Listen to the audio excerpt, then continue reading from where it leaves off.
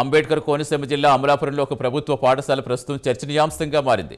ఆ పాఠశాలలో ఒకే ఒక విద్యార్థి ఉన్నప్పటికీ యథావిధిగా నిర్వహిస్తుండటంపై స్థానికులు అభ్యంతరం వ్యక్తం చేస్తున్నారు. లక్షల రూపాయల ప్రజాధనం ఖర్చు చేస్తారని ఆరోపిస్తున్నారు. గత ఏడాది నుంచి ఇదే పరిస్థితి కొనసాగుతున్న అధికారులు పట్టించుకోవడం లేదని ఆవేదన వ్యక్తం చేస్తున్నారు. రాష్ట్రంలో విద్యావ్యవస్థ బలోపేతం చేసే చర్యలు జరుగుతున్నాయని ప్రభుత్వం చెబుతున్న వేళ అమలాపురంలో మాత్రం అధికారులు నిర్లక్ష్యంగా వ్యవహరిస్తున్నారని తెలుపుతున్నారు. ప్రభుత్వ ఖజానాపై భారం తగ్గించేలా ఈ పాఠశాల సమీపంలో మరో మున్సిపల్ పాఠశాలను విలీనం చేయాలని స్థానికులు ప్రభుత్వాన్ని కోరుతున్నారు. నమస్కారం అండి, నా పేరు కట్టా నాగవెంకట సత్యకుమార్.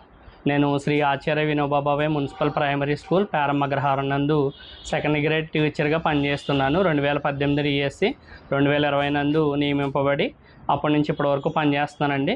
గతంలో మా పాఠశాలలో 16 మంది పిల్లల వరకు ఉండేవారు. ఇది వరకు 1వ తరగతి నుంచి 5వ తరగతి వరకు మా పాఠశాల ఉండేది, ప్రాథమిక తరగతులు. అయితే లాస్ట్ ఇయర్ మా పాఠశాలని ఏం చేశారంటే ఫౌండేషన్ స్కూల్గా మార్చడం జరిగిందండి. అంటే ఓన్లీ 1-2 తరగతులు మాత్రమే ఉంటాయన్నమాట.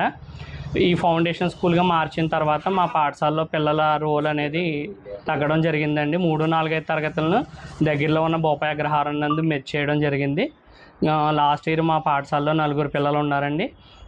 4 పిల్లల్లో 3 పిల్లలు సెకండ్ క్లాసు పాస్ అయ్యి ప్రమోట్ అయ్యి వెళ్ళిపోవడం జరిగింది. ఈ సంవత్సరం ఫస్ట్ క్లాస్ అడ్మిషన్స్ కోసం సమ్మర్లో నేను మా హ్యాబిటేషన్ పేరమ్మగ్రహారం హ్యాబిటేషన్లో ఇంటింటికి కూడా తిరిగి పేరెంట్స్ని అడగడం జరిగింది.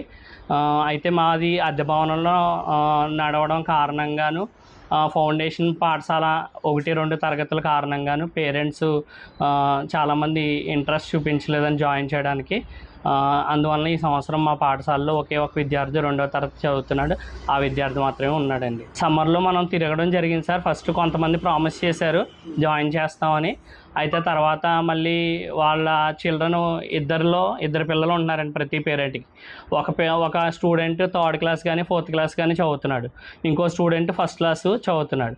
సో జాయిన్ చేస్తే 2 పిల్లల్ని ఒకే చోట జాయిన్ చేస్తాము, లేదంటే ఒకళ్ళని ఒక చోట జాయిన్ చేయమని చెప్పి కొన్ని అడ్మిషన్స్ మనకు అలా జాయిన్ చేయకుండా జరగడం జరిగిందనమాట. ఈ సంవత్సరం 2 అడ్మిషన్లు ఫస్ట్ జాయిన్ చేశారు కానీ తర్వాత వాళ్ళు కూడా మళ్ళీ ప్రైవేట్ స్కూల్కి వెళ్ళిపోవడం జరిగింది. అంటే మనకి ఇంకా ఒక స్టూడెంటే ఉన్నాడండి. ఇప్పుడు నేను ఉపాధ్యాయుడిని నేనండి, ఒక విద్యార్థి.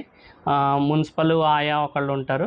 ఆ అబ్బాయికి MDM వండడానికి ఒక వంట ఆవిడ ఉంటారు.